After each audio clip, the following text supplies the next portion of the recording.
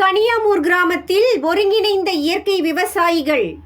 கள்ளக்குறிச்சி மாவட்டம் கனியாமூர் கிராமத்தில் பாரம்பரிய முறையில் இயற்கை விவசாயம் செய்யும் விவசாயிகளும் இயற்கை விவசாயம் செய்ய ஆர்வமுள்ள விவசாயிகளும் மார்ச் 14 அன்று பாரம்பரிய வாழ்வியலை தவமாக ஏற்று வாழ்ந்து வரும் திரு மாணிக்கம் அவர்களது தோட்டத்தில் சந்தித்தனர்.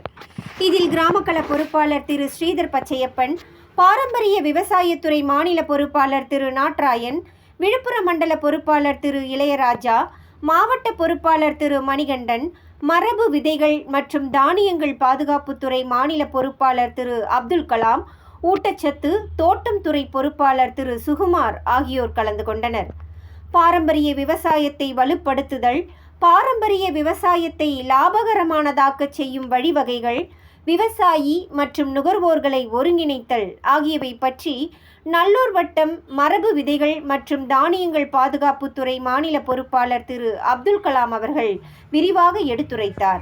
மேலும் இப்பயிற்சி வகுப்பில் திருமதி தனலட்சுமி மற்றும் திரு சந்தோஷ்குமார் நுண்ணுயிர் கலவை மூலம் பயிர் வளர்ச்சி ஊக்கி மற்றும் பூச்சிகள் கட்டுப்பாட்டில் நிபுணத்துவம் பெற்ற திரு சீனிவாசன் ஆகியோர் கலந்து கொண்டனர். இதில் சிறப்பு விருந்தினராக ஓய்வு பெற்ற தமிழ் ஆசிரியர் திரு புலவர் மோகன் ஐயா, திருவண்ணாமலை திரு தியாகு ஆகியோர் உட்பட 48 விவசாயிகள் கலந்து கொண்டதாக திரு மாணிக்கம் அவர்கள் தெரிவித்தார்.